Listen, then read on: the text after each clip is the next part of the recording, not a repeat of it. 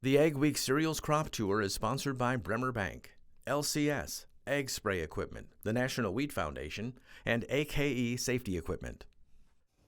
Our Agweek Cereals Crop Tour continues this week. I traveled to Thompson, North Dakota to discuss the cereal crop with Nick Shores, Regional Commercial Manager for Lima Grain Cereal Seeds. So Nick, tell me about this field we're standing in. So the field that we're standing in is a test plot where we have, I would say, roughly, a few hundred varieties. A lot of regional checks, a lot of Lima Grain's proprietary varieties, and then some competitors as well.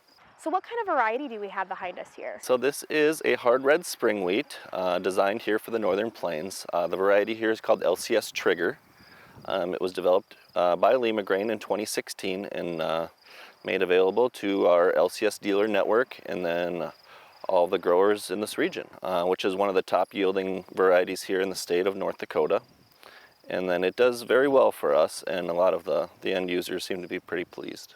A lot of the region suffered from late planting. Was that something you guys had to overcome as well? Yeah, so there was some delay. It was a little touch and go for a while, but I think they found a window that worked for them. And then they got it in pretty quick, and then that way they could move on to the next crops that they needed to. In terms of disease and pests, what are you guys seeing this year? Disease pretty limited. Pests, maybe a few hoppers here and there, but other than that, pretty quiet. Did you guys worry about growing degree days at all? Yes, we did.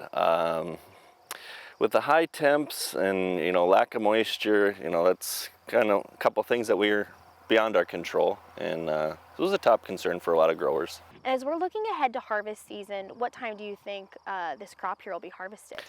I would say that this location here would be ready within a week, maybe to 2 at the most. There's still a few green heads out here, so maybe just a little more time, but I think they'll be rolling here shortly. And do you predict producers will see average yields this season in terms of cereals, better yields? What's that look like for you?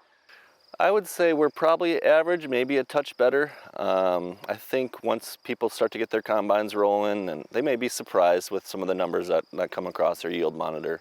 Well, thank you so much for joining us today, Nick. Thank you as well. The next stop on our tour takes us to central Minnesota. Despite a slow start to planting and spotty rains, the small grain harvest is on schedule, with combines starting to roll throughout the area. One big difference for growers is irrigated versus non-irrigated cropland. Rick Swenson, lead agronomist for Peterson Farm Seed, said the irrigated wheat on this field near Perham is knee-high, while wheat taken from the corner of the field out of reach of the water is just a third of the size. He says subsoil moisture was already short and growers are just not seeing consistent rains this season that they need. Yeah, the heat pushed the crop, the lack of moisture pushed the crop. I had seen some stuff that was planted kind of the middle of May and was already heading out by the 25th of June.